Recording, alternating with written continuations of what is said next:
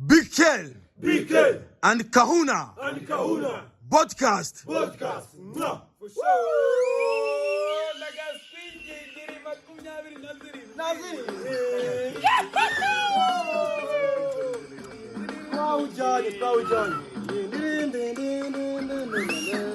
Sometimes you just gotta be a little unplugged. Welcome to episode 15 of Big Kel and Kahuna. I'm Kelly. I'm Alec. And we're joined by our guest, Dan. Welcome back, Dan. Welcome back. Yeah, good to be back. Second time. All right, so we'll just recap from last episode. Anything we missed, Alec, that we weren't quite sure of?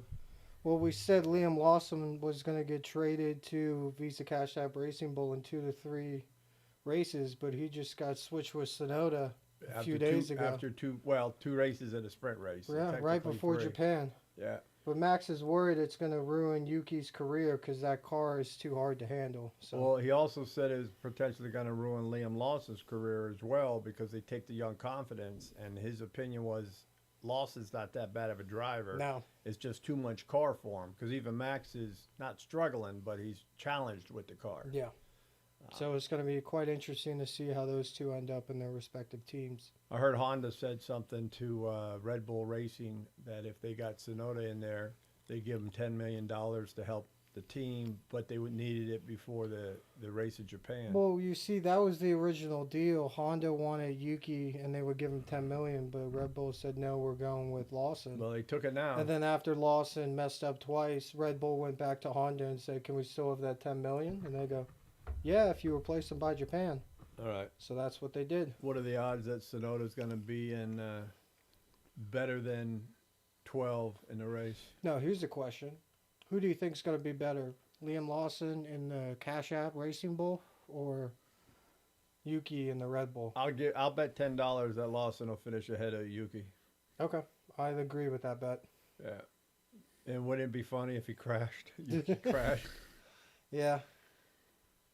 So that's made a comment though that Max is pissed with the team, and that maybe he'll go somewhere after this year when his contract's up. But Mercedes is full, McLaren's full. But Mercedes would take Verstappen over that rookie driver without a doubt. Would Ferrari take him?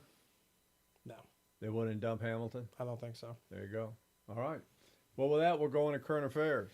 So you go ahead and start it up, Alex. So we have a reoccurring segment in regards to Trump Derangement Syndrome. So what have you been seeing this week in relation to that segment? In terms of Trump Derangement Syndrome, I would say it's got to be everything around the SignalGate. And there's a lot of validity to it, too, because, we've all worked in the, you've worked for the government. Yeah. Alec and I have worked as, federal contractors. And, just an absolute breakdown in operational security. And, they can say that it wasn't, classified information, but if you're talking about like what times things are going to happen, it's problematic. That's definitely problematic. So that's actually, I got to give one, the Trump derangement folks have a victory in their hat, no doubt out of this. But, so Trump, looks like Trump's not going to fire Waltz. No, and, but I am curious. We were talking before the podcast of why there was 17 people on there. Yeah.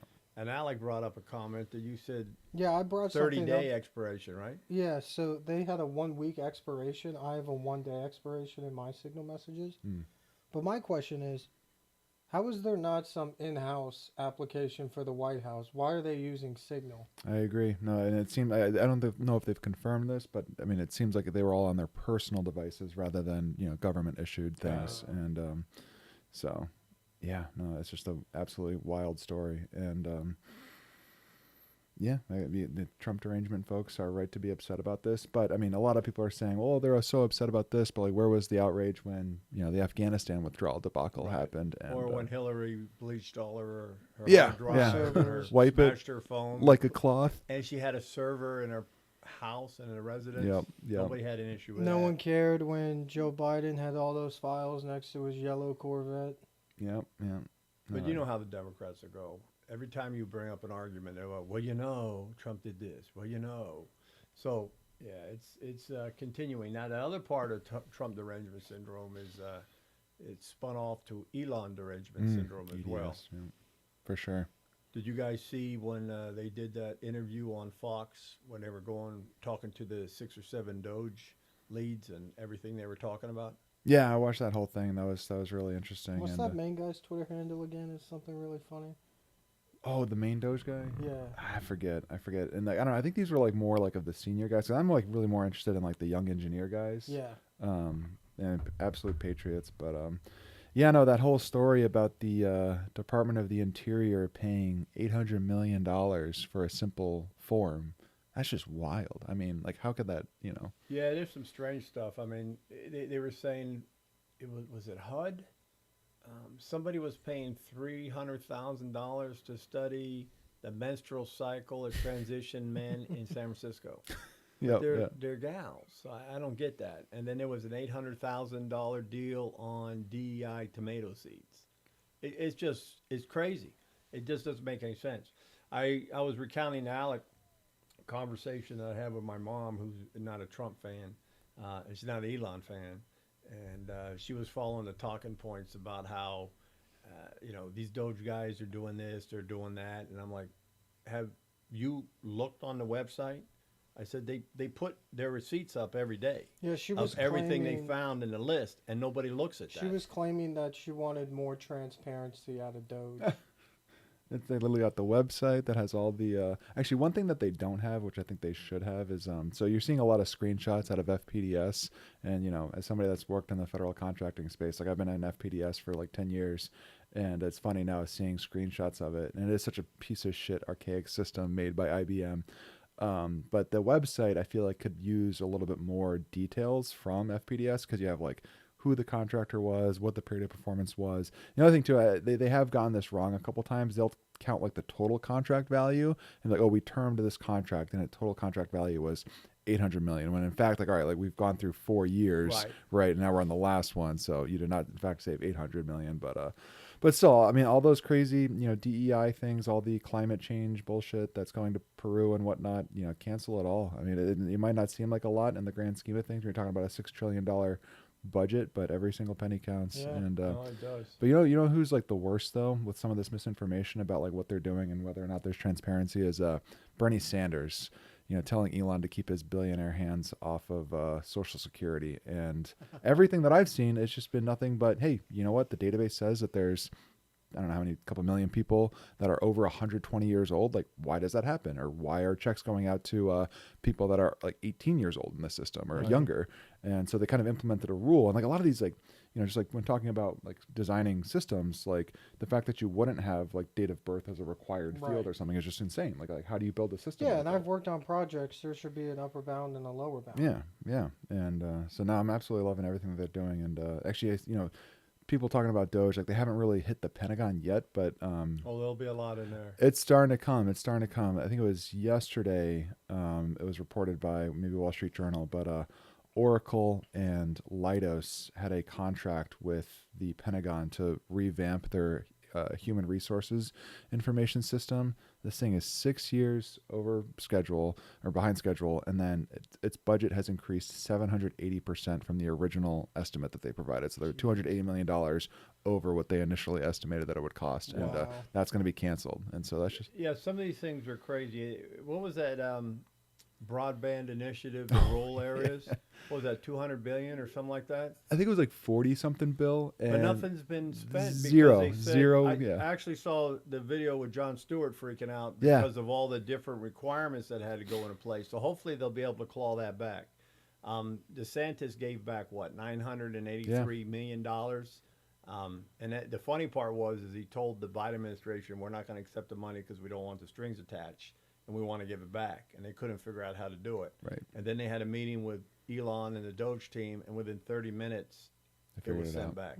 Yeah. It's just craziness. Another one was that whole initiative to get all those EV charging stations out in the West Coast, and only 2 or 3 were built for billions of dollars. Billions of dollars they got. How does that happen?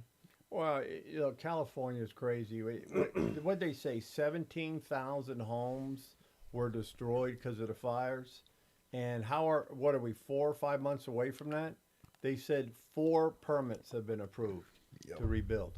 4. And then Mayor Bass is asking for more money to help it out. And she says that, they're on track. it's just foolishness. I just don't understand. And like that, like they do have like, because I remember Newsom implementing price controls. So whatever a contractor was charging to do whatever to building a house, like you can't go, I think, more than 20% over whatever you were charging a couple months ago. And it's just like, this is like government interference in the market like that. Like if you did not allow, did not impose price controls, you would have people from all over the West Coast, contractors from Phoenix, contractors Everywhere. from up north. They'd all flood in, right? Because the money's going to be good, and so that's going to drive more contractors so they can charge higher, right? Because there's more demand. So, yeah, it's just so crazy. They think they're helping, and they do nothing but slow progress. How about that high-speed rail that they had? How many billions of dollars have they spent? How many years over budget? How many years past time? How many dollars over budget? And they haven't even laid a single track yet. Not a single usable mile. And yeah, I think it was like initially supposed to cost $30 billion, and now the state of California says it's going to cost $100 billion, and they've already spent like several $billion, Right. if not like $10 billion plus. And so yeah, I think I mean, what are you going to do though in a state like California? It's just been a one-party state ever since the 90s, and like part of that is kind of due to Reagan with that was like the kind of initial round of granting citizenship to illegals. And like that was supposed to be like a compromise where it's like, okay, Reagan will grant amnesty for these people, but we're going to start imposing the border in the late 80s or whatever. Never happened, and now California is forever a one-party state. And maybe there'll be some change because I mean the way they've handled the fires, and then also just the fact that they went from a huge surplus in their state coffers due to like the AI boom and just Silicon Valley going crazy this past decade or two, to now they're facing a multi-billion-dollar shortfall. Yeah. And And they're asking for money to help that out as well. yep. Yeah, so let me ask you a question. We talked about Gavin Newsom a couple weeks ago where he's political slimeball, right? So he figures The out, but podcast. he's smart enough to know where the wind's blowing, so he's trying to move himself as a centrist. Yep. But how long is it going to take before the Democratic Party burns him off? I don't know. I think he's definitely going to run in 2028. I mean, this whole podcast that he launched, and his first like couple people were like Charlie Kirk, Dan Bongino, and oh gosh, what's the guy? Oh yeah, Bannon. Bannon, thank Steve you, Steve Bannon. Bannon. So he brings on like all these like conservative heavyweights, and it was really funny too. Actually, CNN played a very embarrassing clip because on the podcast, I think it was Charlie Kirk. They start talking about Latinx, and it's like, where did this term come from? It's like, I Nobody don't- in my administration has Yeah, said it, yeah. and then they show him saying Yes. it like 10 times. And so he's just like an absolute snake. I mean, he'll say whatever it takes to get to the top of the ladder. And I do kind of worry about him, though, if it was like a Newsom Vance 2028, because unfortunately, I just think like white suburban women kind of just look at him. He's a handsome guy. You know what I mean? Like, oh, like, he seems normal as long as he's saying the right things at the time. Like people don't have, Yeah, they can't they don't keep, have long memories. They don't. Yeah. It's like a bunch of goldfish. And he Yeah, could his say, low he's attention playing spans. himself because he could say, I've changed. Yeah. You can always drop that. And, yeah. No one remembers the what was that winery he was caught at during COVID? Oh, the French salon. The French Laundry. The laundry, yeah. Yeah, he told his whole state to stay inside, and then a week later he was caught dining without a mask at this restaurant, the French Laundry. Yeah, it's amazing. Now, what do you know, or what can you speak to about Cuomo coming back in? Yeah, I don't know. It going for mayor, it's looking like he's leading in the polls too. I don't know. I don't pay attention to New York City politics all that much, but now he's got a new scandal on his hand. Apparently, when he was still governor, when did they kick him out? Like 2021, 2022? I think 2022. He was involved romantically with a member of his staff, a Right. woman who was married at the time. So we'll see. I mean, Was that different than the one that said he kept inappropriately touching her? I think so. I think Oh. yeah. This is a new The one. man has a lot of controversies on his hands, but no, I've based on like the last time I've read polls, I think he's actually in the lead, and I'm not sure what Mayor Adams, Eric Adams, like the former cop guy. I mean, he was riding high until the feds came after him for his allegedly taking upgrades on flights to Turkey and then like staying at fancy hotels while in Turkey in exchange for expediting the approval of their consulate construction in New Right. York City. And it's like, I don't know, would you guys remember that controversy? Like, what were your takes on that? Did you think that was like a big deal? Do you think it was like the federal government like applying pressure on somebody that had broken from them with regards to immigration, right? Because like, Mayor Adams was complaining about the immigration because it's crazy. If you go to New York City now, hotel prices are so expensive, and it's because 1 out of every 4 hotel rooms were at one point occupied by an illegal immigrant. Yeah. Yeah, I saw something on the news yesterday where they had the state representatives and they were having a hearing, and one of the Republican state reps was grilling one of the ladies in the city council, who said there are no homeless people living on the streets in New York City. And they're like, what are you talking about? We know that's not true. Just go to the subway. Yeah.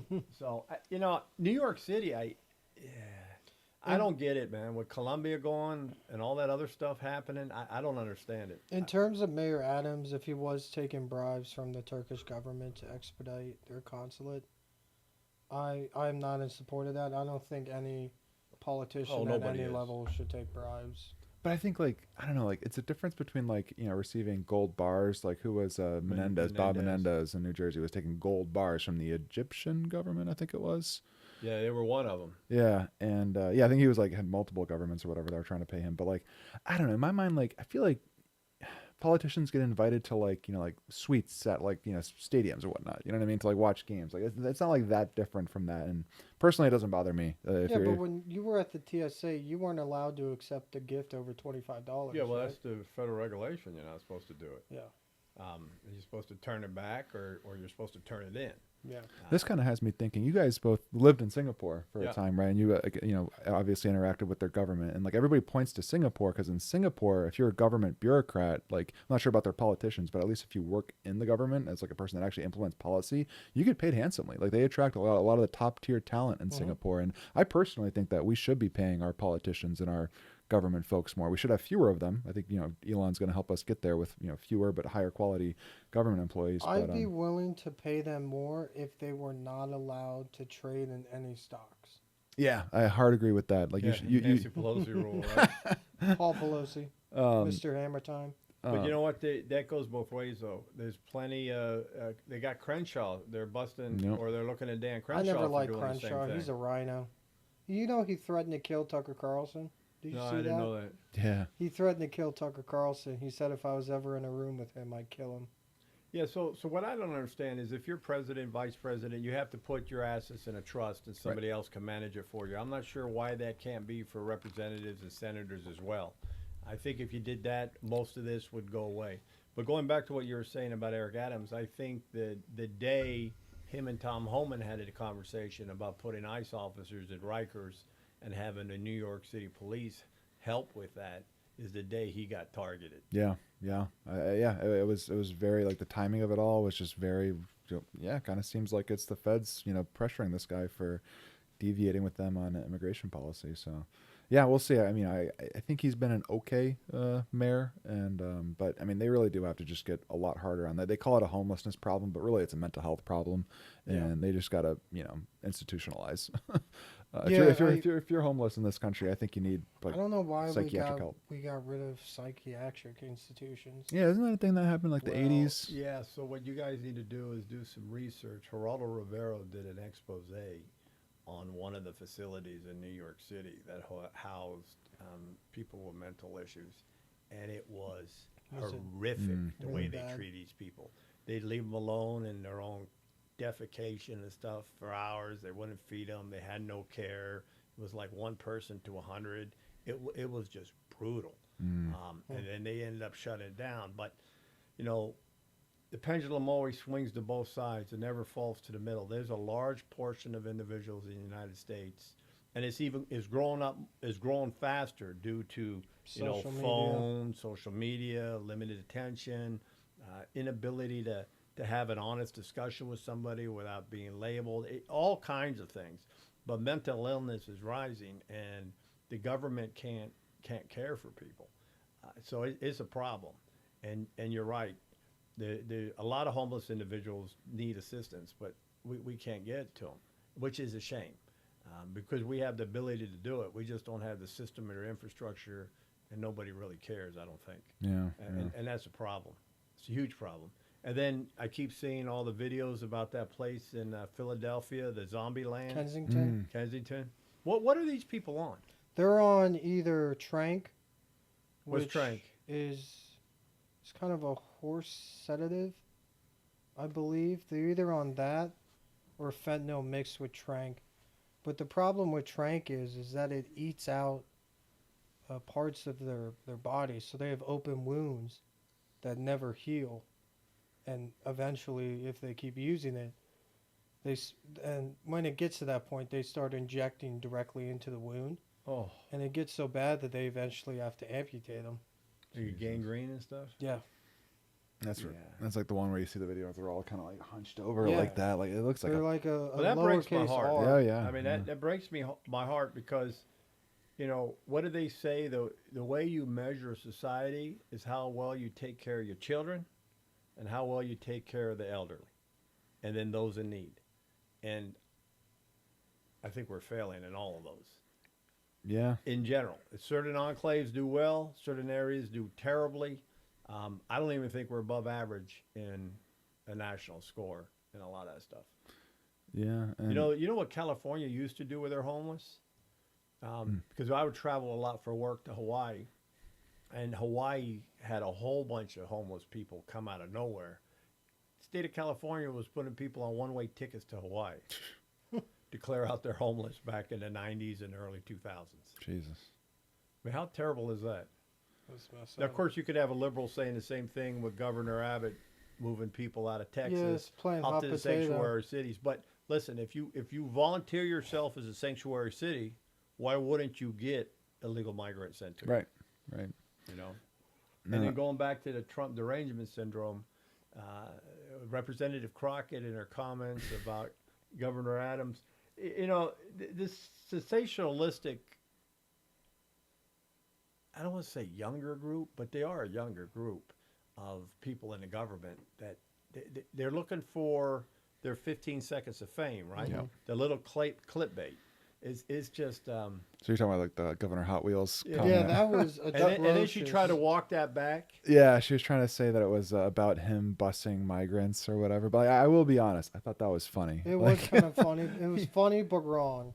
you Yeah. should have What was made, that I don't movie? even think that Funny was but funny wrong. because when it's disrespectful like that, Well- it comes from hate. the reason why I think it's funny and I don't have like a moral like qualm with it is because I mean, did you guys remember during the 2016 campaign when Trump made that like mocking gesture of like, Yeah, Yeah. well, Trump did that, which was bad, and then the comments on some Gold Star families. But he recovered from both of those, and he addressed it. But yeah, that kind of nonsense got no place anymore. But it seems as if it does have a place. Yeah, no, and I think like part of it is too like looking for their 15 seconds of Yeah. fame. Like, what was that? What was the one? Another Texas congressman, Al something, during Trump's not State of the Union but kind of State of the Union thing, like getting Oh, up and Al shaking. Green. Al Al Green, Green, yeah, thank yeah. you. Getting up and shaking his cane at Trump and getting kicked out by the sergeant at arms. Well, Well, what was American worse- politics what was- has fully turned into like an American soap opera. It's a blood sport right now. Yeah. But you made a comment when they were censuring Al Green. Everybody came around him, some of his other representatives, and they were singing "When We Shall Overcome." There Yeah. was like 10 or 15 or 20 of them. It's just terrible showmanship. But, you know, you look at some of the other countries, like in Italy, where they go at it. They Yeah. start throwing fists. So They did. I guess we're not that bad.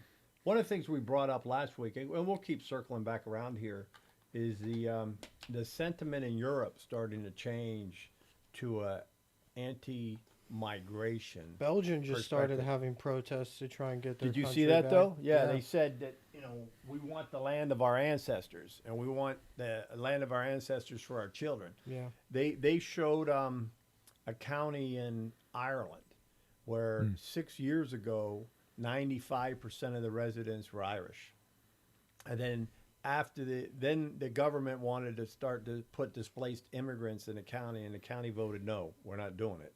But the government did it anyway. So 6 years later, now they're 45% Irish in their own county. And I think that's going to lead to your. Do you think your guy Conor McGregor's really going to run for PM there? I think he's going to run. I don't think he has a chance, but everyone said Donald Trump didn't have a chance. Right. So you never know. He was quite brutal in his commentary about Rosie O'Donnell, huh? Yeah, and he also did just cold. He has had a history of really problematic issues like cold clocking an old man in a bar, coke addiction, that heavyweight woman who said he sexually assaulted her at an event, an exorbitant amount of times cheating on his partner, Devlin. So if he becomes a politician, all that's going to come out. But Yeah. But again, Who knows? we talked last week, Dan, that we were saying that there's always been about 5% on either end of the spectrum that is fringe. That shit. Yeah. And I think Connor's probably 6 or 7%. He's right close to it. But we made the comment that the Democratic side looks like it's now 25% instead of the 5. It's just migrating. So I like to get your perspective, because I could only come up with one name, really. Where or who do you think is a centrist, I like the lights off, a centrist Democrat? Dean Phillips. We talked about him a little bit on episode 7 when I was here. This is the guy that was trying to primary Biden, and yeah, I mean, but even him though, like I feel like I see him having to bend the knee on certain like cultural issues. Maybe it wasn't trans, women, competing in sports or whatever, but yeah, I don't know. I feel like they still have. I mean, who was it? I mean, Tim Walz was just this week saying like we need to double down on protecting trans. We need to. So Dean Phillips would be It's my so default like interesting. centrist guy, but I don't know. it's so interesting that that's the hill they choose to die on know. at this point. I know. It doesn't make any sense. But, I don't know who told Tim Walz he should go out and speak on behalf of the Democratic Party. Because we spoke about this last week. I think Kamala Harris was a weak candidate for multiple reasons, right? But I thought he was a goofball before. He's really a goofball. And I think part of the problem with a lot of liberals is, so he comes out of Minnesota. Minnesota is definitely a liberal state. The U.S. is not Minnesota. They're not. And, they call him all kinds of names, but he earns every single one of them. He really does. And his position this week was, we should have stood up for our values, and we should have been strong, and we should have embraced them, and we should have kept pushing it. And you talk about the trans athletes in high school. They're going after Maine, right? They put a DOJ recommended, or the HUD or Department of Education. Somebody sent a note to DOJ to say go after them for not complying with the president's executive order. I'm sure Oregon's going to get hit, and there's somebody else doing the same thing. So, Last week, and we talked about this, I want to get your perspective on this. Last week, Tim Walz said he would beat any Republican, congressperson? no, any Republican. Any Republican male, in a yeah. wrestling match. And did you ever watch WWE growing up? A little bit. Do you yeah. know Kane, The Undertaker and Yeah. Kane? Brothers of The Destruction. big red machine. You know Kane is he's a senator or a No. congressman He's now? a mayor in a town in Tennessee. that's He's the right. mayor of Tennessee. So Tim Walz, how about you go against Kane? He didn't he challenge him? Yeah, Kane Yeah, challenged but him. but for example, he was telling like Joe Rogan and all these guys they got to go back under the rock they came from and how bad it. I'd like to see Joe Rogan go after him. One kick from Rogan would I break that think man Joe in half. Rogan could beat him with both hands tied behind his back. He just has to kick him one time. You seen Rogan kick the heavy bag? Yeah. Scary. Yeah. He's only like 5'8", but he'll screw up all Oh, three of us. dude, I oh, think yeah. all three of us could not take Joe Rogan. Well, I think we could, provided one of us gets him in the back and cracks him in the head while the other two take the beating. If it's 3-on-1, I think we got a chance. I It's think hard we to got a beat three chance. guys.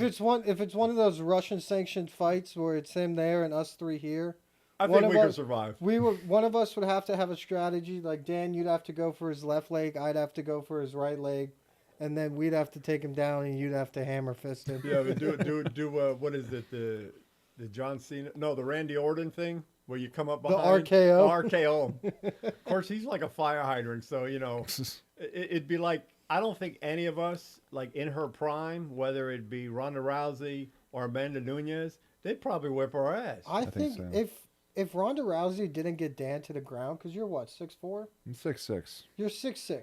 He's 6'6". 280. 6'6", 280. If Ronda Rousey didn't get him to the ground, I think he could fuck up Ronda Rousey. Yeah, but I don't know because Travis Brown's her husband. He's about the same size, and I guarantee you she sparred with him. Remember, she was a judo champion Judo's a whole different deal. That's body weight. That's got nothing to do, and it's manipulation and throwing and using the other person's body. That would. I like to see I'd that rather fight not- now because she's all depressed and messed up in the head. I think I'd give you the advantage. It'd be really close, maybe just to biological differences. But if you gave me like, how many weeks do you think of I'll give you 8 Brazilian weeks of jiu-jitsu training? What I'll I give you need? 8 weeks of jiu-jitsu submission. I feel like defense. in 8 weeks of Brazilian Because all jiu-jitsu you training, need I to could probably do it. is defend an armbar. Right. Because I don't know the technical maneuvers on the ground, but if you gave me 8 weeks, I bet I Look, could beat Ronda Rousey. I would never screw around with anybody who knows jiu-jitsu, and I would never, except for you, Brendan Shaw, maybe. But I would never screw around with a judo professional. And that's Right. the thing. Those guys are beasts. And that's the thing about Or nowadays. collegiate wrestlers. And that's the thing about nowadays, especially all these liberals running their mouths and getting in people's faces. You don't know who knows what style of martial art. And the ones who know how to fight They're are not dangerous. the ones starting fights. No, they're not. But they're the ones who finish it. I don't care if you're a man or a woman, but if you're trained and you know wrestling, jiu-jitsu, or judo, and you're in close combat, that's dangerous people to be with. Yeah. And they move quick. Yeah. Like in a second or two, you're And they'll down. throw you to the ground, and your head hitting the concrete is usually what kills you. Right. Well, Dana White made a comment about that. Is that nowadays you got to get your kids into jiu-jitsu as they're young because they'll learn. When I was younger, it was teach your kids how to wrestle Or taekwondo. or box. No, no one ever said that. It was box. You didn't go to Rex's taekwondo school? No, the real hardcore people Rex Kwando? taught their kids how to box, and how to wrestle. Because if you know how to wrestle, I mean legitimate wrestling, not this pro shit, but like collegiate wrestle or Greco-Roman wrestling, you're a dangerous person. I mean, so many of the champs in the UFC are college wrestling backgrounds. I mean, But you what's just get that foundation. interesting is nowadays jiu-jitsu beats wrestling. But a lot of the best, wouldn't you agree though that like a lot of the best fighters like start on college wrestling, wrestle through college. Yeah. And Oh, then, yeah. then Well, they John learn. Then they Jones- learn BJJ. John Jones was a wrestler. Cormier. Brock Lesnar Yeah, was a yeah. wrestler. Cormier. But the thing about jiu-jitsu, wrestlers like to be on top. Jiu-jitsu specialists thrive on their backs. Yeah. So it's a perfect match. Yeah, it would be interesting. So who's the toughest now? Steroids aside, it's Gordon Ryan, isn't it? Gordon Ryan, He's got to be the best toughest jiu-jitsu, pound for pound jiu-jitsu guy. best jiu-jitsu specialist. Now, what no about the doubt. kid with the glasses? He's pretty good too. The young kid. The kid who eats pizza all the Yeah. time. I forgot his name, but he's pretty good too. He's And- thinking about getting in the UFC. Well, you got to get. But he's much smaller than Gordon Ryan. Oh no, much smaller. But you got to have a stand-up game. I don't care how good your jiu-jitsu is. Yeah. Or how good your wrestling is in UFC. You got to have some type of stand-up game. Because it's not like UFC 1 or 2 where the Gracies just came in and steamrolled Right. everybody because no one knew how to defend. No, against because you've it. seen a lot of guys that do jiu-jitsu very well, but if they got a shit stand-up game, they don't get to do their jiu-jitsu because Yeah. they're taken down. Now, you know who I still think is probably the best pound-for-pound UFC fighter of all time? John Jones. Mighty Mouse. I'd take Fedor over Mighty Mouse. Well, I'm saying pound for pound. Usually, big boys aren't pound for pound champs because what you can do at a smaller weight translates. I'd say But I John still Jones, think John pound Jones for pound is the best. better than Mighty Mouse pound So for pound. who's the best, Fedor or John Jones? They're different. John Jones. Yeah. I mean- then Fedor's I'd a agree. close two. Fedor is close too. I would have loved to have seen Fedor in the UFC. Oh, in his prime, he would have been a beast. But he was heavy on roids. That's probably why Fedor he didn't was? go to. Oh yeah. Oh He didn't yeah. look like it. Yeah, well, he wasn't going heavy on lifting, but he was heavy on. You know who roids. was who looked scarier than him was his brother. Yeah, With all all the the tattoos. jailhouse tattoos and Yeah, stuff? that was a scary man.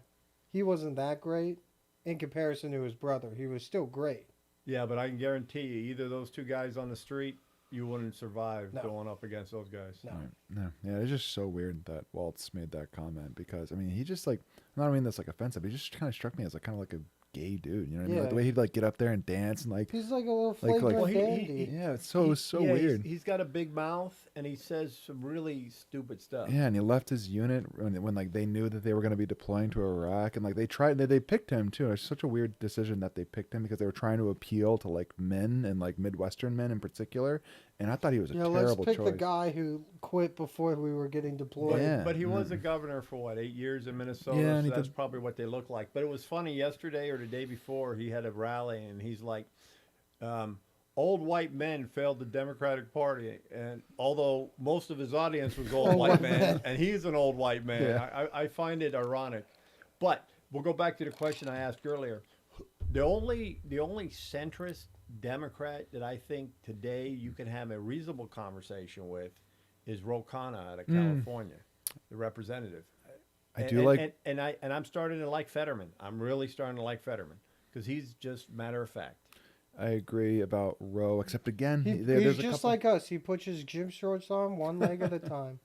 But with Roe, he again is another one of these people that kind of like just on certain cultural issues, and he just can't deviate from the Right. party position. And but I do like he did support Tesla and saying that all the acts of vandalism and actually speaking of Tesla, I know it's on our list too with Elon Derangement Syndrome, but the FBI potentially labeling the attacks against Tesla like shops and terrorism? domestic terrorism. Yeah, what do you guys make of that? Well, Yeah. I think it's Send him great. to Gitmo. So here's my deal. Like, so there's like a spectrum of activities that are happening. So if you like If or you spray Kia car, no. Kia car, no. If you spray paint a shop or a showroom or whatever, no. But I mean, anytime you're talking about explosives, which we've had a couple Or firearms. yeah, firearms. Yeah. Even I would say like throwing a brick at somebody. You don't know if that could kill somebody. So Yeah. whenever you like enter the realm of lethal force, even like bodily harm, Yeah. and like I mean, this is being done explicitly Yeah, for political absolutely. reasons And too. you know what's the beauty of it being labeled domestic terrorism?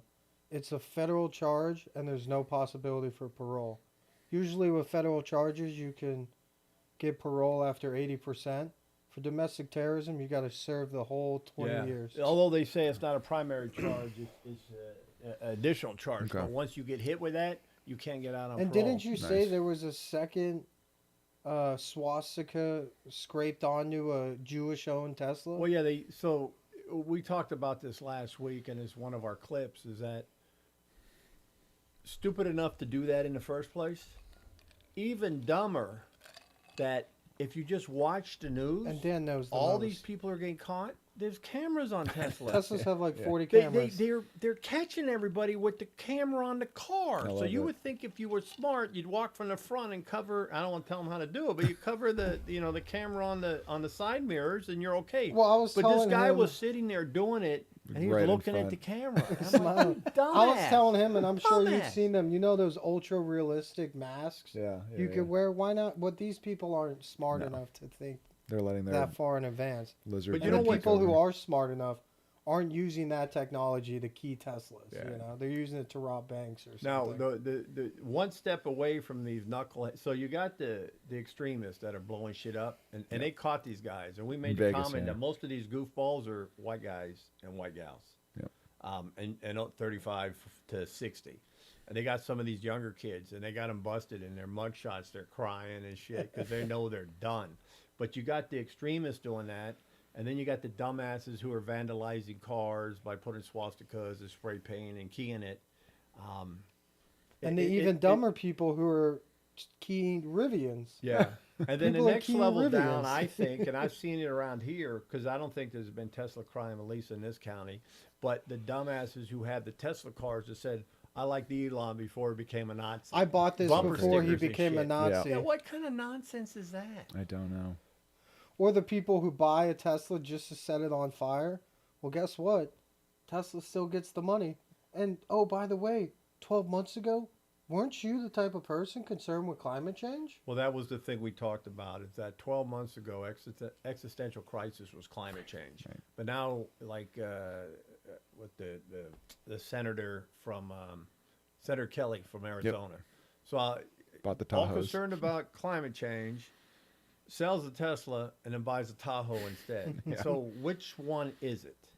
No, yeah, these people, they have just like no like principled basis with which they operate They in the have world. no They just kind morals of or just, like, ethics. They just go with what they're told. Exactly. I was talking to him about this last week. Do you think they all get an email at the start of the week of like what talking points they Sure should they touch do. on for Absolutely. the upcoming week? Absolutely. And like they just copy and paste things all on their social Like media. the It's the exact weekly same liberal thing. newsletter. Yeah. Like, And here's like, what you hate this week. even in the media too, with like, remember when I can't remember it was right before the first debate between Trump and Biden, like the last one for Biden.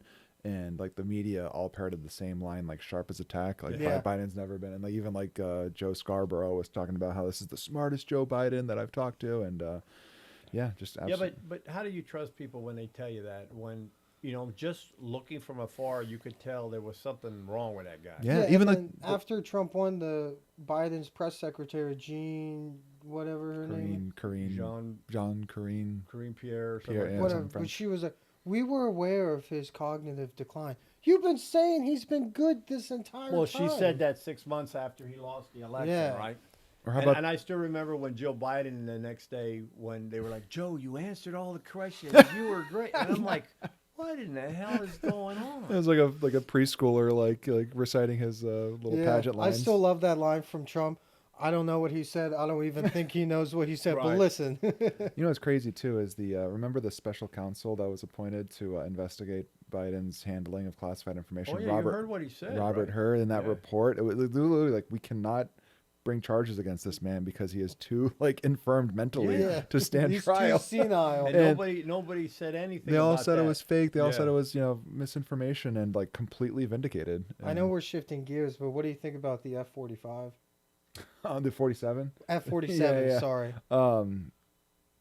That's so funny that they got it to be F-47 for Yeah. him, and it went to Boeing, which does have me a little concerned because they've Yeah. had 737 Max, the new tanker for the Air Force. There's been a lot of issues with that, and then also Starliner, most famously Right. with the astronauts. So, Mhm. although apparently their new CEO has more of an engineering background, whereas like they had been under Yeah. more CEOs that had like management kind of background, financial background or whatever. So hopefully they get it right. It's super important. And haven't they apparently been working on it under wraps for like the past 5-6 years? I think I've heard that like they said it's been flying, like it started flying like 5 years ago. Yeah. So that means it's probably like another 5 years away from entering service. But Now, what's the And I like what's how the big deal about the? Real quick, I like how Trump said, we'll give them to our allies too, but like 10 or 20% less powerful in case they're no longer our allies in the future. it's the Air Force's next. It's basically the replacement It's the for the. 6th-gen fighter. Yeah. No, I got that, but is it what it goes to Mach 2 or something, or is it I- better maneuverability, more Everything. guns? I think it's just like they Everything. didn't like no specifics, but it is supposed to be very fast, low observable,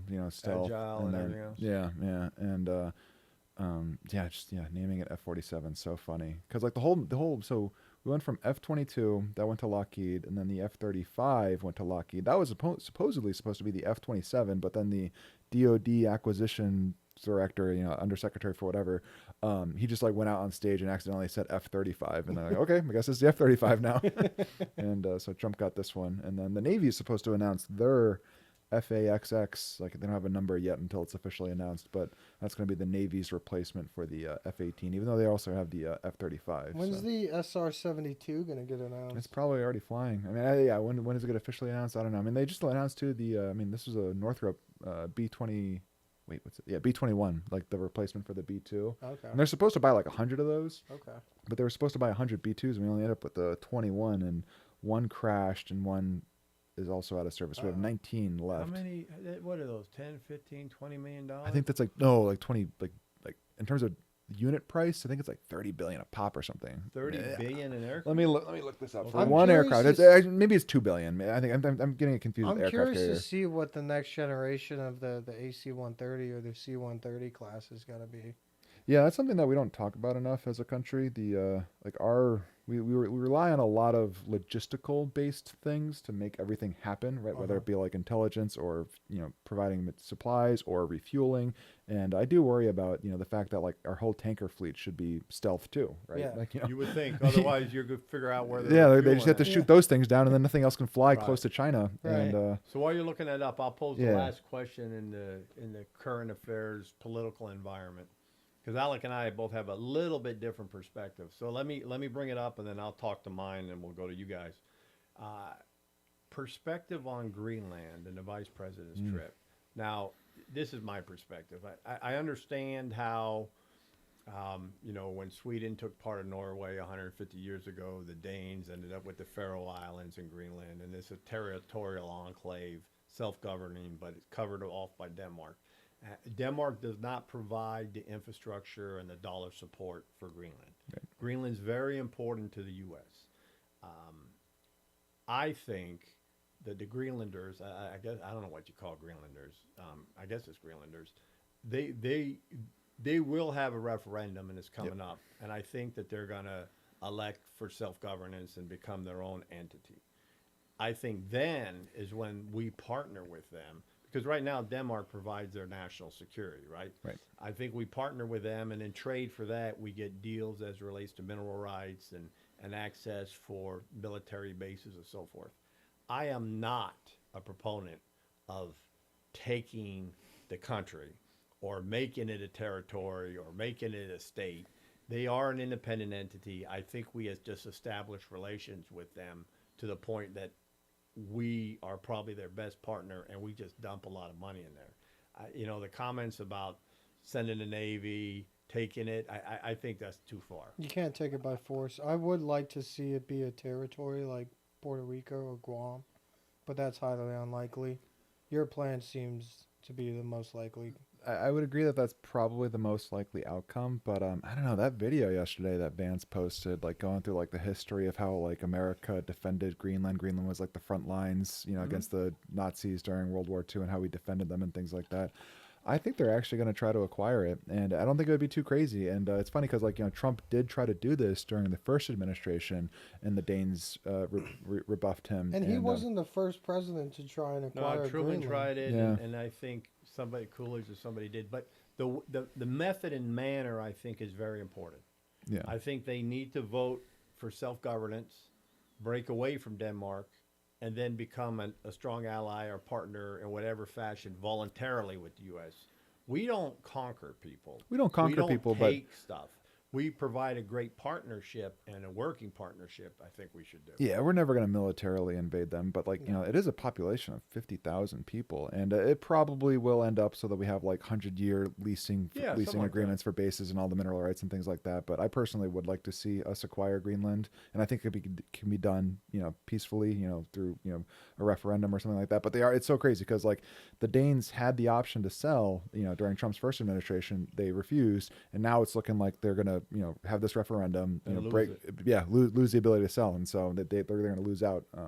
If we're going to take anything, I think we swing a deal with Canada and take part of the northern territories, which is just absolutely, there's nobody there except for polar bears, and you're just to the west of Greenland. But I am adamantly opposed to taking a sovereign entity. It's just, we don't do business like that anymore. I can understand. But if they in vote to do it, right? Yeah, if they vote to do it, and they as the people vote that they want to leave Denmark and then come into some type of relationship with the U.S., I got no problem with that. Yeah. But we can't be taking stuff. No, Yeah. and we never would. Yeah, we wouldn't. It's probably going to end up. They're definitely. It seems like they're definitely going to leave Denmark. And the question is, do they vote to join the U.S. or do we just have they're a protectorate essentially, like American Samoa or whatever? Now, I am in And favor that's of fine. taking Canada. Well, you live there, and look, Canada's got 10 provinces. The fact that the president calls it a 51st state, you can't. It would be the 51st through 60th state. Right. And I can guarantee you, They're all nobody in gonna vote America wants Democrat. Quebec. No. You don't want Quebec doesn't even want to be in Canada. They vote every few years, every 5-10 years, and they never get enough votes to do it. But no, that's foolishness. That's foolishness. But I will say, I kind of support Trump's bullying of Canada because that do too. country it's the trade disparity, it's the tariff disparity, and they're 1/10 our size, Right. yet They don't say we're that- beholden to them on stuff, and so they're supposed to be like the there was NAFTA and then the USMCA replaced NAFTA and things like that. But yeah, there is a tariff imbalance, and so this whole idea of reciprocal tariffs across the board for all the different countries that have tariff imbalances with us, I really like that idea. And then Canada, their Mark Carney, their new prime minister, was talking about how Canada has strategic we have agency and we can do things, and it's like, dude, you have 5 frigates. Yeah. And you have 3 submarines, of which only 1 maybe can work, and they're all ancient and can be heard from across the Pacific Ocean by China. But they have an election coming up soon, don't They they? do have so the election can come anytime between now and October. And a conservative leader, he's Pierre Poilievre, he's French, but I like that guy. He's super smart, and it honestly sucks because before Donald Trump, I think it was like January when like the polls in Canada really started to flip. Basically, the Conservatives had an 80% lead, and now they're losing by 20%. So 100% swing Wow. in the opposite direction. And so it's like entirely driven from this hostile rhetoric from and Trump. that's why I think Trump, if he taps it down a little bit, is more important to get the Conservatives in the Canadian government. And let them start running, because their fuel tax or their fossil tax and emissions, it's bankrupting the average Canadian. Right. The taxes they have in there and all the restrictions they have is problematic. Yeah. But that came from Trudeau. He's a goof. Right. I can tell you, I was old enough to know when his father ran, Pierre Trudeau. He was decent. His son can't hold a candle to his dad. No, it's crazy. And they say he might even be Castro's son. There really does seem to be some validity to that. Like, the flight logs of his mom's plane or whatever, like going to like undescript Caribbean islands, and it's like, it's I don't know if any of that's true a or fun not. conspiracy. The wife of the French president is a fun conspiracy. Man. Well, no, she's like 20 years older than Macron. He was the kindergarten the teacher. Conspiracy or something. is that his wife is actually a man. Oh, well, I didn't know that, but she's got 20 Candace years on Owens him, and is they going said all crazy she over groomed that. him or something. Yeah.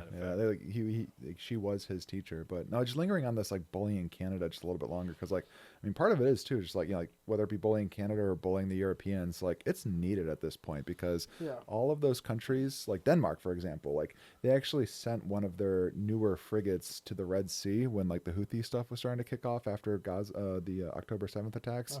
And it literally had like critical system malfunctions. They could not adequately defend themselves, let alone attack the bad guys. And so like they had like withdrawn. So like all of our Western European and Canada, like none of these countries can.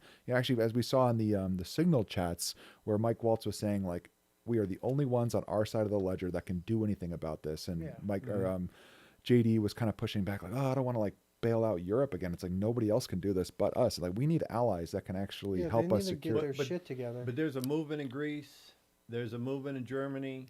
There's a movement in Italy, and there's becoming a movement in the UK to the right.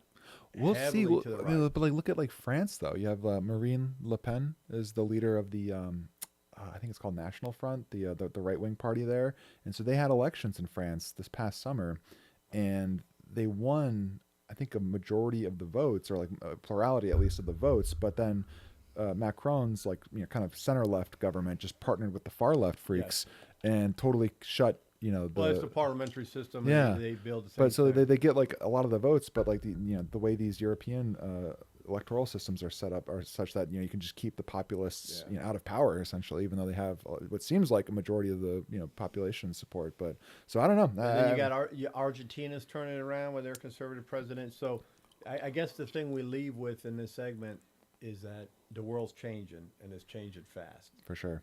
And things are moving, I think, more to the right across the system. And it's more of a common sense approach. And I think when people start sitting down and understanding how this affects them, they'll see it. Now, one last thing I'll say on that, and then we'll go to the books and the list and so forth, is I really like the president of Poland, or the prime minister of Poland. Yeah. Tusk. The comments that he's saying as it relates to the border with Belarus and people coming across, they passed a law that says they can shoot people now if they try to come over the border. They got water cannons deployed. They got a fence up. They have laws that say you can't do any transgender discussions with school children. We'll kick you out of the country or we'll arrest you. He says this is a Christian-based country, and we're going to keep it that way because that's what our people want. And they are so far ahead of everybody else. I think it's interesting. And if you listen to him, he's quite eloquent. His arguments are very stacked. They're logical, and that's just how it is there.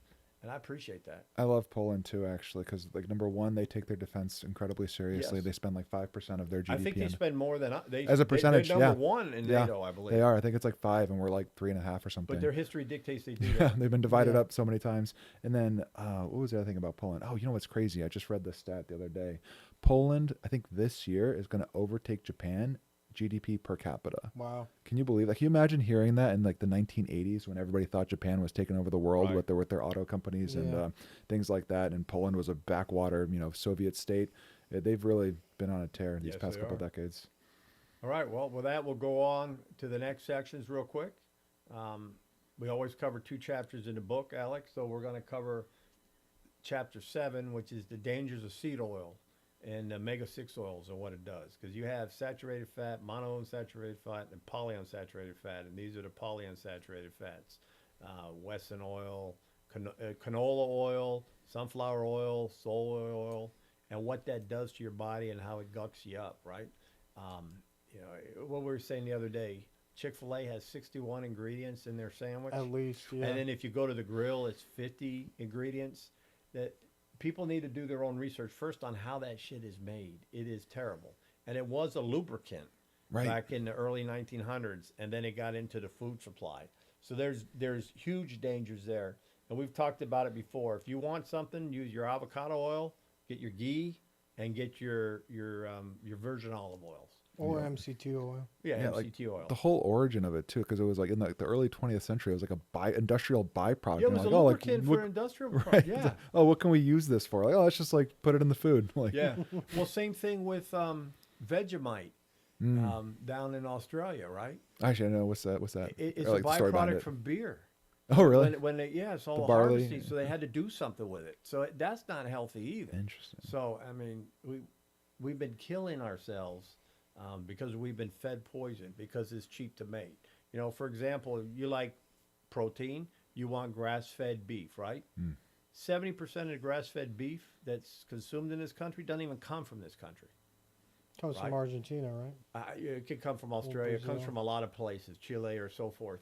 The chicken that we eat now, the food that they eat, and all the cornmeal and the soy and everything else, plus from birth to harvesting is 4 to 6 weeks now Right. for chickens. Right, and they're just monstrously And they're big. huge, Yeah. full of steroids and everything else. So, they say the best thing you can get is pork. If you're going to get fish, you get your tuna or your salmon, watch out for the mercury, and you get grass-fed beef. And then you go to chicken.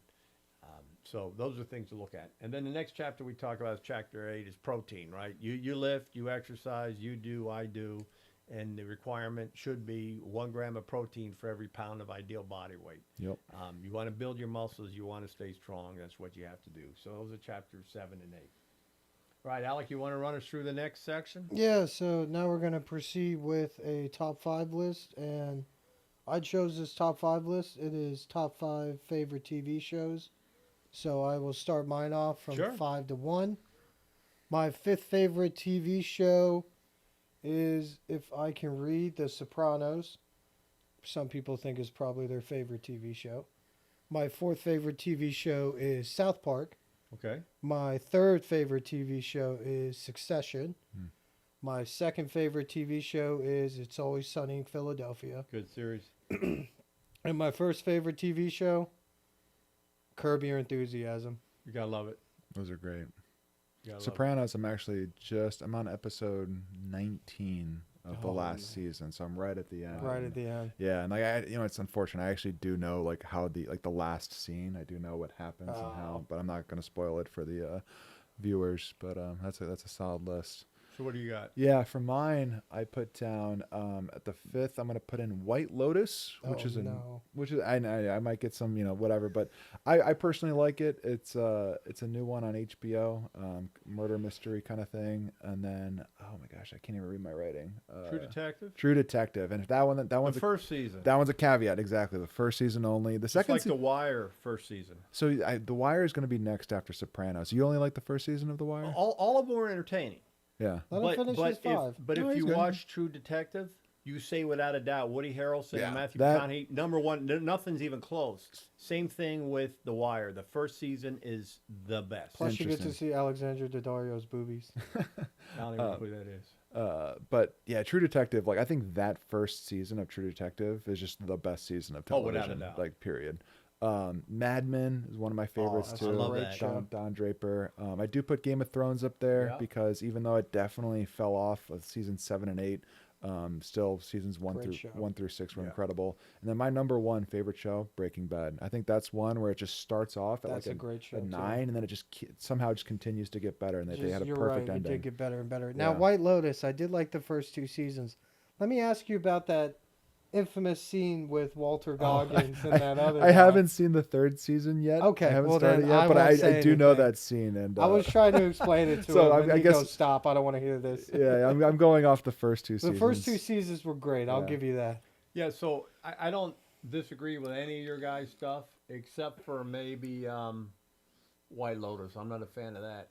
But you got a lot of good series that are out there. Even like Vice Principals, although it's not one of my top dude. 5, that's funny. How did Yeah. I not put Eastbound and Down on there? Eastbound That's a and good one, Down too. is funny. Eastbound and Down, number The 1 for Righteous me. Gemstones. Righteous that's funny. Gemstones is great too. You know, so I got some old ones, but- Anything Danny McBride. But mine are a little bit older because they're more TV shows. I only have one non-network show in there. Although any of yours could easily be on my top 5 except for White Lotus. I'd replace it with Eastbound and Down, and there's 10 of them that are already fantastic. Yeah. But for me, House too is a great I one. love Barney Miller. It's an old cop show about these detectives in New York City. It's right above Hill Street Blues for me. Remember, I'm a child of the 70s and 80s, so I thought that was pretty good. I have Magnum PI on there because for the time with Tom Selleck, that was a great show to watch. And if not Magnum PI, Miami Vice. with the Okay. nice 'Cause Ferrari. That was a good series. Curb Your Enthusiasm, I love. Sopranos, I love. But my favorite one is MASH. You old man. Hey, it was a good series. And you talk about Welcome Back, Kotter. That was an old funny one too. But these are old TV shows for me. Now we should probably do series or non-network shows, and that's where you could get Game of Thrones for sure has got to be in there for the top 5 because how that changed everything. Yeah, you know Sopranos what? Let me changed take out everything. South Breaking Park Bad. and replace it with Eastbound, Eastbound and Down. Eastbound and Down is 1 and Curb is 3 instead of South Park. But I love But Curb Your Succession Enthusiasm. is great. You Better should than watch. Curb Your Enthusiasm? It's different. Yes. Yes, Succession is a wonderful show. Okay. I even some of the BBC stuff, right? The Gangs of New York is entertaining to watch, not a top 5. If you ever watch Idris Elba and Luther, that's a pretty good series to watch. Not a top 5, but it's entertaining. It's worth watching. Get I Mom will- down here, she'll say Grey's Anatomy. What Keeping Up with the Kardashians. But St. Elsewhere was better Downtown than, Abbey. than Grey's Anatomy, and St. Elsewhere was like the first big doctor series years and years ago. That's where Mark Clooney? Harmon got famous. Okay. It was I think they were in Chicago or something, but it's about a doctor. There's at a this new hospital. one I'm having him watch. I don't know if you have HBO Max, I do. but Called it's called The Pit. It is new. Yeah, I've seen commercials for it. and everything. It's every episode is 1 hour of In a the day emergency in an room. emergency room. You should really, you and your girl would really like Yeah. that. But that's one thing though is the non-network shows are really getting good. I'd say On Netflix and Paramount Plus, like even Yellowstone on Paramount Plus could Yellowstone easily be a could top easily 5, be on there too. if it wasn't for the last Although it season. kind The of last season sucked. Yeah, the last season Well, sucked. last but, 2 seasons sucked. Yeah. but that's the same thing with Game of Thrones. They Yeah, didn't know yeah. how to end it. Sons of Anarchy could be on there too. Yeah, they kind of tailed off at the end. I loved a series on ABC called Lost. You ever watch that? Loved Lost. Yeah. But the last 2 episodes were dog shit. It's like Absolute time. they It don't was know all a they don't know how to dream. tie it off. They just don't know how to Yeah. tie it off. Yeah, they were all dead in purgatory or something, weren't they? Yeah. Did you see that movie This Is 40 with Paul Rudd? But Yeah. their daughter was watching Lost and she was all mad because she was mad, crying because at the end she was like, "It was all a fucking dream. I spent 4 weeks watching this and it was a fucking dream." It was a dream? Whose dream was it? It was Harley's dream. The fat guy. Hurley? Hurley. Yeah. Hey, and we got a picture when he was probably 11, 12. I took him to Hawaii for vacation, and we went to where they filmed Jurassic Park and part of Lost, and we were at Hurley's golf course. And remember when the doctor and the 2 kids were hiding behind that log and all the dinosaurs were jumping over them? Yeah. We have a picture there, too. We were there. We saw parts of where 51st Dates was filmed too. Yeah. Lord of the Rings was filmed. Some of it there, was it? No, not Lord of the Why Rings. not? No. There, New there was Zealand. there was some other rock movie Okay. The movie The Rock was in. That's when we took you on that Jeep tour. Yeah. Up through there. Yeah. And your mom was like, "It's too bumpy." Yeah. My kidneys I don't know why this just triggered my brain. It's hopping off the TV topic here, but I've got to bring this up because this was like all over the internet this week. Did you guys see OpenAI updated ChatGPT? So it's got new image generation. Oh, did you see all the images? Yeah, but they locked out memory, right? They did. They're rate limiting it, and actually, so it's not available for free tier users. I do pay for it. But oh my god, it was so much fun. Max And was it- sending. So I don't get it. What Max happened? was sending me a bunch of these. basically they just like changed the kind of content restrictions because formerly when you would upload an image and say change this image in this way or whatever, it would say sorry, I can't do that. I can only generate net new Alex, images. stop. And so now the trend was some like Asian dad like posted a picture of him and his family and that he turned it into like a Japanese anime style and it looked perfect. It looked amazing. And so I did a lot of those and like I saw like everything from like Tank Man at Tiananmen Square to like Sopranos. Everything turned To into like George Floyd to everything. Yeah, you could everything think turned of. into Studio Ghibli this week, and it's a lot of fun. Interesting. Yeah. We'll have to look at that. All right, so you brought this up. Now, I don't know if we want to run 5 in a row or if we just want to talk like we did on the movies, but your top 5 list was... Yeah, my top 5, and I'm actually going to go from like most important to least important because number 1 for me, it's got to be sleep. Well, And talk about what the top 5 list is. oh, I'm sorry, top 5 fitness tips. Right. And so number 1 for me has got to be sleep. I agree. It just starts the day off right, and like for me, it's like I have a pretty simple protocol. 1 hour before I aim to like go to bed, or like trying to like get into the bed, lights out, dark. I put down the phone, put it out of reach so that I can't even be tempted to go and grab it and scroll Twitter for a little bit and just read a book for an hour, and then I have that hour end 15 to 30 minutes from when I actually need to fall asleep in order to get at least 7 hours, ideally, if not 8. But honestly, if I sleep more than 8, it's bad. But yeah, so number 1, sleep. Number 2, nutrition. And for me, I make it as simple as possible. What I do is I meal prep just like the full week of, basically I eat the same thing every single day. Chicken, rice, broccoli, egg whites for breakfast with low-fat yogurt. And I'll have either almonds or peanuts for a snack to kind of get me going. And then as part of nutrition too, I eat within a tight time period. So it's called time restricted eating. Intermittent fasting. It's a form of, it's a form of intermittent fasting. And so I eat from like 5:30 to 11:30 and that's it. And so those two. Number 3 has got to be, if you're going to do one other thing besides those 2 things, is walking. Almost everybody can walk. If you can't walk, get into a pool and move around until you can walk. And if you don't walk, like, you kind of, your body atrophies. You got to get out there and be in nature too. I'm 100% with you. You hit 3 of mine already. Keep going. Yeah, and See then if you get the last 2. Number 4 is going to be resistance training. Yeah, that's for me too. Yeah, 100%. Everybody's got to do it. Even if if you're a girl that thinks they're going to get too bulky, it's not going to happen. It's just not going to happen. Like, getting too bulky is something that, people just don't have that problem. When you're bulking, you have to eat so many calories. For gals to get really bulky, your diet's got to be high on protein. You really got to spend a shitload of time in the gym. Yes. You got to take a ton of supplements or some kind of roids or something. Otherwise, you just don't jack. Even for guys, you don't jack. Yep. Not that big. Yeah, no. So resistance training, it's just looking at like the muscle density of like people that lift regularly throughout their life versus somebody that doesn't. It's going to pay dividends when you're older, such that you don't fall and break your hip and die. And then the 5th one for me, it's kind of just like overall like mental health and like mindfulness meditation or prayer is another good option for people. But kind of having like a solid, internally, you got to be solid too because it helps everything outside. So those 5 are perfect. I would only add 3. I would say 20 milligrams of D-ball, 10 milligrams of Tren, and semen retention. Okay. I'm kidding. Totally kidding. Your 5 are great. Yeah, so we talk about this in the book, and we brought it up before. The number 1 thing you can do for your health is sleep. 100%. You got to try to get close to your 8-hour sleep. Go to bed at the same time, wake up at the same time. Yeah, you want to be disciplined. And Gary Breckett talks about 8-3-1, which is 8 hours before, stop your caffeine. 3 hours before you sleep, stop your eating. 1 hour before, get off of the phone, get your lights down. Don't even have lights, use red lights because you got to get in that sympathetic state and you want your time. More importantly, there's 2 other things. You got to try to get at least 3 hours of, because when you sleep, you get your light sleep, you get your deep sleep, and you get your REM sleep. Your deep sleep repairs your body, your REM sleep repairs your mind. So if you get 3 hours of deep and REM every night, you're okay.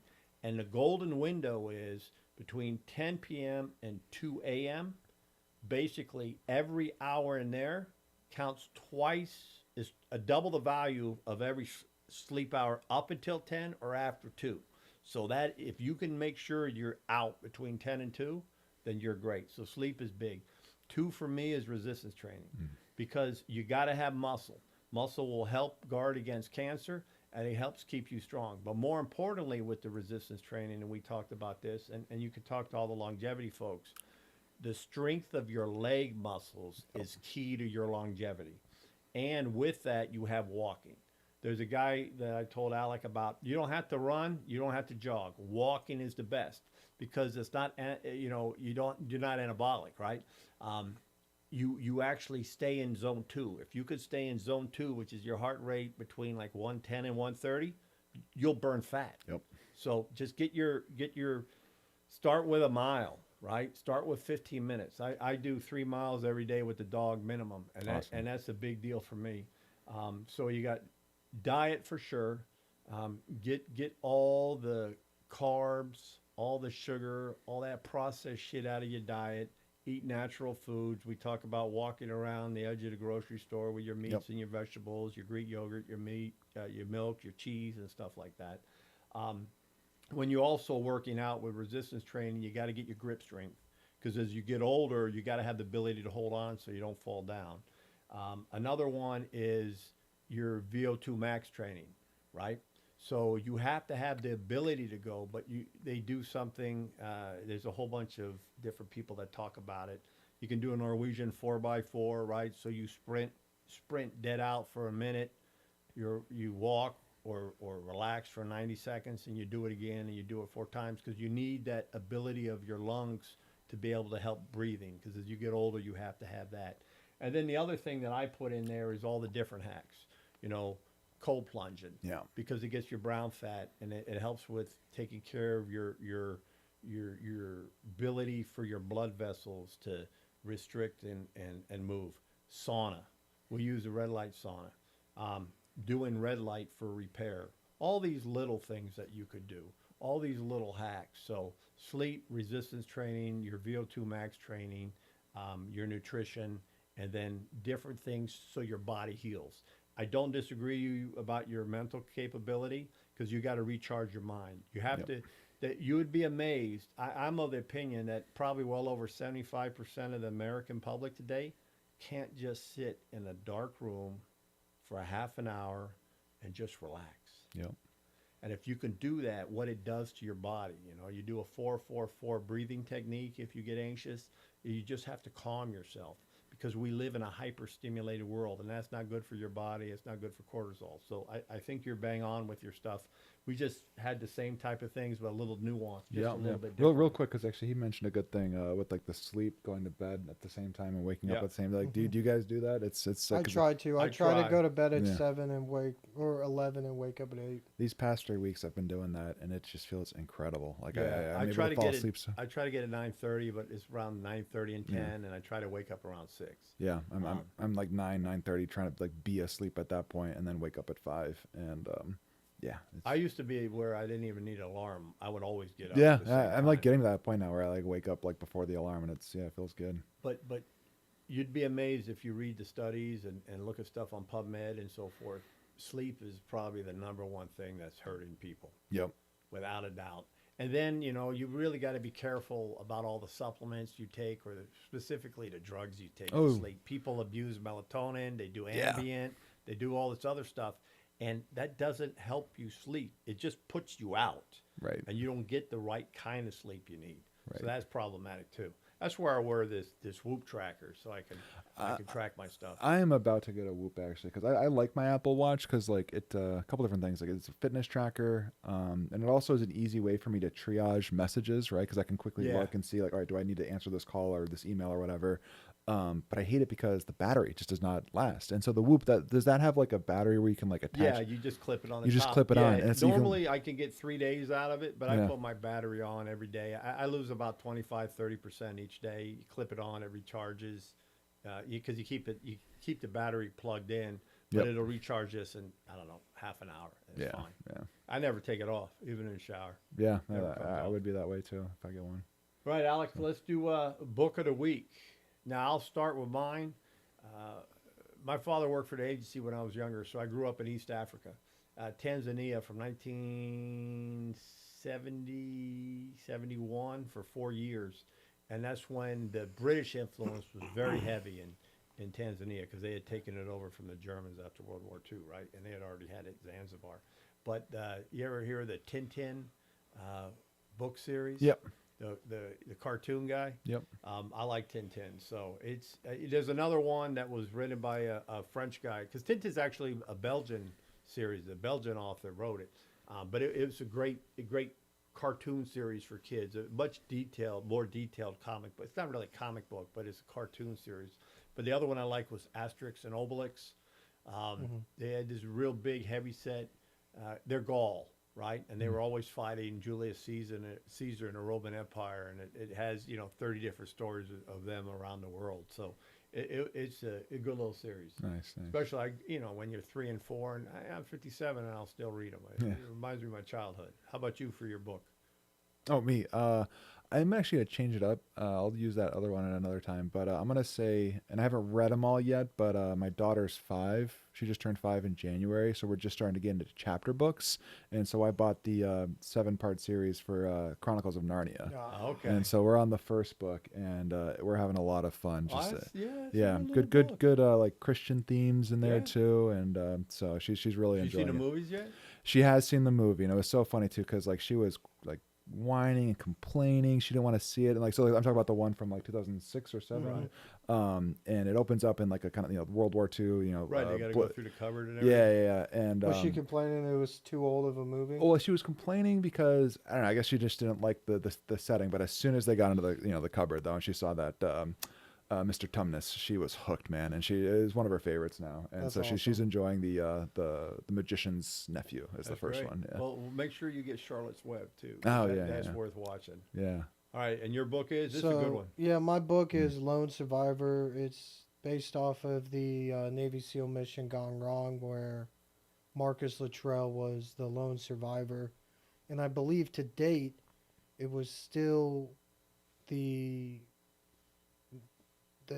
Navy SEAL mission with the highest amount of casualties ever Well, recorded. it had to do with that big helicopter, the Chinook that got taken got hit down, by right? RPG. Yeah. Yeah. And then the locals ended up bringing him in and saving him because of they had some local law where if you're protected by the tribe, no surrounding tribes can attack you. So it's a very fascinating story. They even made a movie about it. What'd you think of I haven't read the book. I definitely want to read it. What'd you think of the movie adaptation? I like the movie. The book goes into more depth, but I did enjoy the movie. The movie's probably one of my top 10 war movies. I liked You it like a that lot. better than Zero Dark 30? Zero Dark 30 was just a suspense build up Yeah. until like the last 20 minutes. The last 20 minutes were great. What about the one with the guys in Libya? 13 hours. 13 hours. I like No. I 13 like that hours over Lone Survivor Yeah. movie. That was a great. That was. a Wait, I'm great sorry. You movie. like 13 Hours over Lone Survivor? Yeah. Oh, interesting. I definitely put 13 Hours over Zero Dark 30, which I did enjoy, but like I kind of just want a little bit more action. But Yeah. yeah. I did tell Alec because this was my book of the week. Last week was Dogs of War with John LeClaire. Christopher, you got to see it. Christopher Walken plays the main character. So these guys are mercenaries. He's English. They go into this African nation. He gets dicked around by the government down there, and all hell breaks loose. It's if you like Christopher Walken. Now keep Do, in mind I it's do. like a '70s movie, but also there's a good '70s movie called Day of the Jackal. I mean, Bruce Willis did a modern version like 15 years ago. But see the original Day of the Jackal and Dogs of War. They're worth Will do, watching, will especially if you like espionage and war thrillers and stuff like that. Good Awesome. movies. All right, Alec, you want me to start with my movie of the week? Yes. I like Bridge Over the River Kwai with Sir Alex Guinness. Yeah. I might have said this before, but I don't care. That and Lawrence of Arabia with Peter O'Toole, they're both about 3 hours long, but they are worth the time. They both won Academy Awards. But the Bridge Over the River Kwai talks about a bunch of English POWs in I don't know if it was Malaysia or where it was, but it was in the Japanese-controlled areas in World War II, and they were required to build a railroad, and they had a specific period of time, and the Japanese prison guards and were really harsh to them. But Sir Alec Guinness, who played the head Allied officer, really got the troops around. But he got goofy in that he was so prideful in the bridge that completing it on time actually helped the Japanese.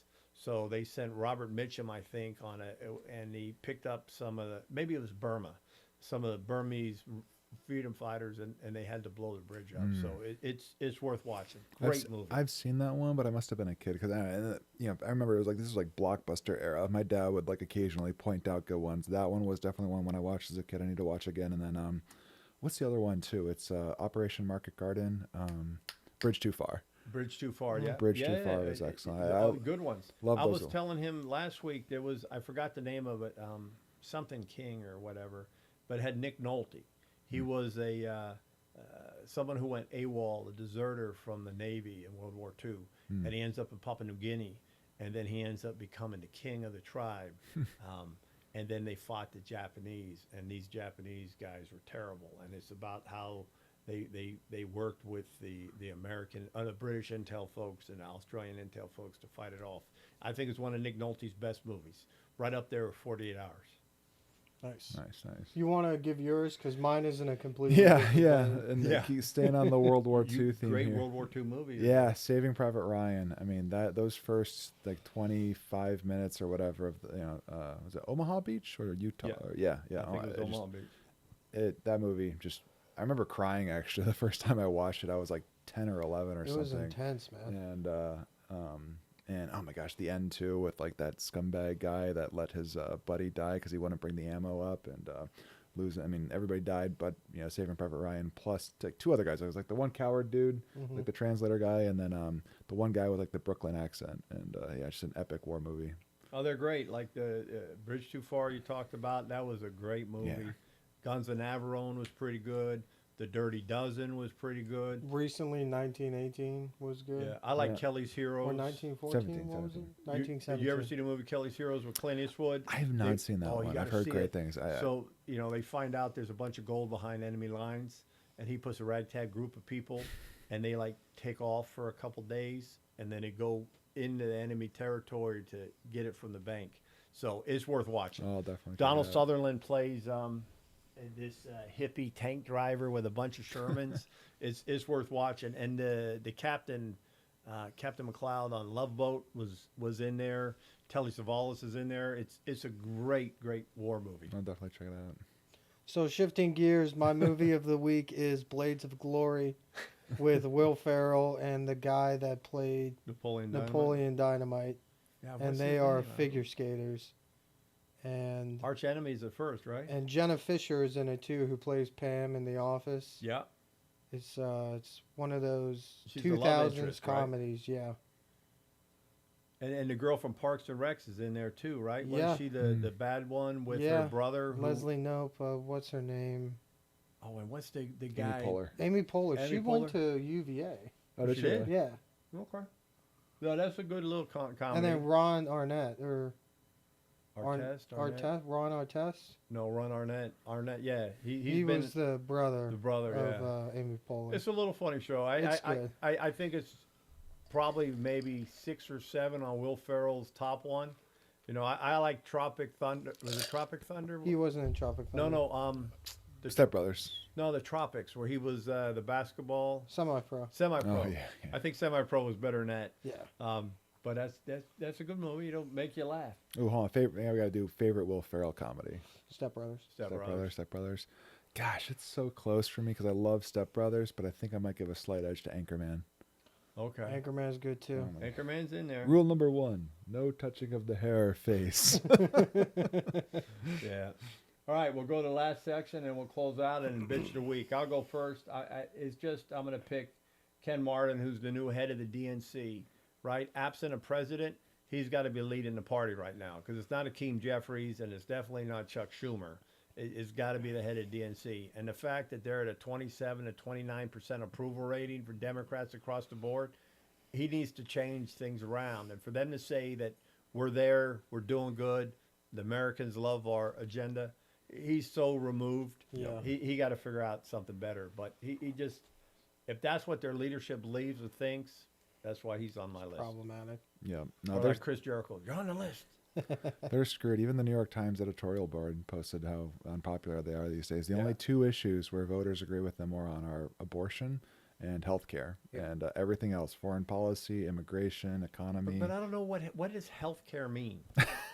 Why is abortion its own category? Like, Yeah, well, why do we?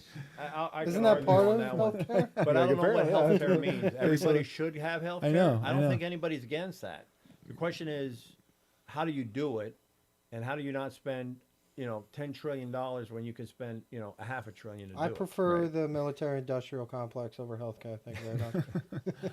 All right, so for my bitch of the week, I choose Keir Starmer, the British Prime Minister, for his government's decision to ban ninja swords in England. And I have to say, Keir, I think the problem is not the ninja swords, but the people doing the stabbing. And It's a very so, dishonorable move. So yeah, not bitch move. And I mean, yeah, you've that been is to my house. How many ninja swords? Yeah, how many yeah, I know. katanas do I have? Did he say katana or did he say ninja I sword? think they just said ninja swords. So I you don't think even that- know what it is. I think that incorporates katanas. Okay, katanas. You got tantos. You got ishigaras or whatever. I mean, Yeah. we can talk days. They might have said katana. I'm a little bit of a weeb. So they said ninja swords, not samurai swords, but ninja I have to swords, double right? check. Maybe I just made up ninja swords So because I'm not. So who was the guy in Kill Bill 1 who made the I know who swords? you're talking about. Because I have that don't know his T-shirt of the name. guy's name from my wife makes T-shirts, so she made me one of the restaurant that they were working But at. the guy who interesting. made her sword. Yeah, it'll come to me afterwards, but yeah, famous swords. So my bitch of the week for the second time since the beginning of this podcast is Brendan Schwab. Brendan Schwab on his YouTube channel said to get back into the UFC, it would require $5 million for one fight. Brendan, stick to your trug walk. You suck as a UFC fighter. You will never get $5 million. Go ahead and listen to what Joe Rogan told you on his podcast. What If did he you- say? He said you should not fight. No. Remember when he said, what if you got into just a wrestling match with Kane Velasquez? Oh, Velasquez and would kill him. Brendan Schwab goes, I think people would be surprised. And Joe What, Rogan how says, quick he could get knocked out? no. And Joe Rogan says, I think you'd be surprised. So that's when he made him retire and then made him become a comedian. And then now we had to deal with all your shit comedy, Brendan. I So don't think, give that up too. I don't think he would pull more than 50 to 100 grand depending No. on who he fights. He's not even not even $250,000. He wouldn't even show up on the main his card. Prime, even his prime. No. No, he's in an undercard. He's early prelims. Right now, if he came back, he'd be early prelims on like a fight night. Right. Right. So Brendan Schaub, you better shit gold if you think you're getting $5 million to fight again in the UFC. So Good luck. before we sign off, you just said the name because this is news. What do you think about Kane Velasquez getting 3 years? he he got already- 3 years. He already Oh, yeah. served. He's already served 3 or 4 or 3 years from the incident, but they I gave thought he him 3 was more out. years. That's bullshit. Yeah, I think Trump should pardon him. I mean, Yeah. he went after He a was guy who protecting someone who was molesting his his daughter. daughter, and he went after him on a wild chase. He should have killed him. I don't get it. Now, I know he broke the law, and I know he was using a handgun in a commission of a felony and all that, but, where's the other guy they just had? Free Kane. His day was like a week ago. Gary Pluzessis, the one who shot the fella who molested his son. Was that in? Where was it?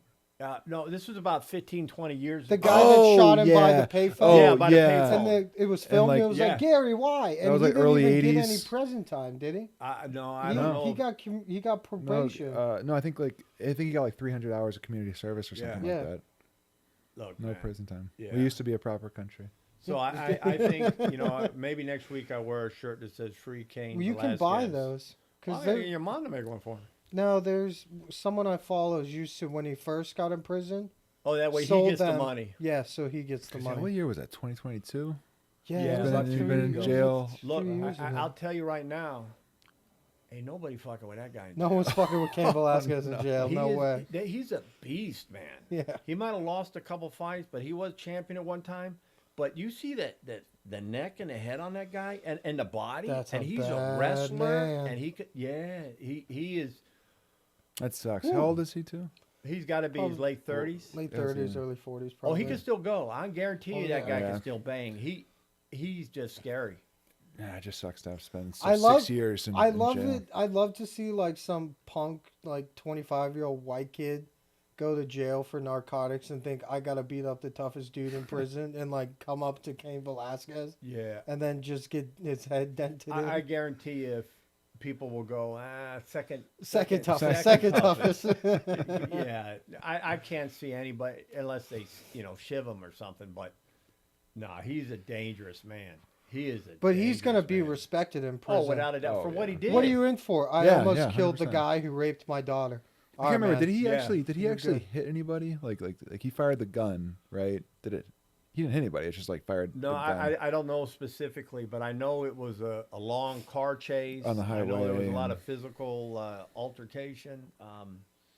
Yeah, and I guess the biggest thing was a weapon in the commission of a felony. in California. Yeah, you know, and maybe in that's a Texas. tack-on charge. You'd That's get, you'd the get off. But we'll end the episode with that. Free Yeah. Kane Velasquez. At the end of the Kane day, my Velasquez. thoughts and prayers are with Kane Velasquez's Yeah, family. and his family. Yeah. Okay, well that's it.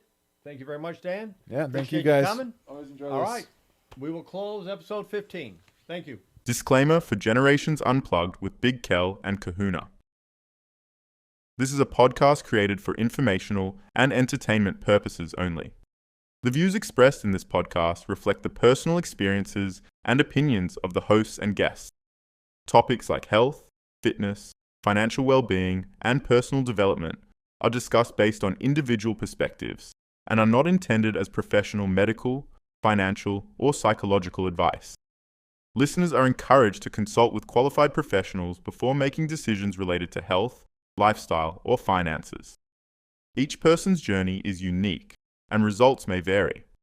The creators of Generations Unplugged disclaim any liability for actions taken based on the content of this podcast. Remember, informed decisions and expert guidance are key to building a fulfilling and balanced life. I've had this shit since before.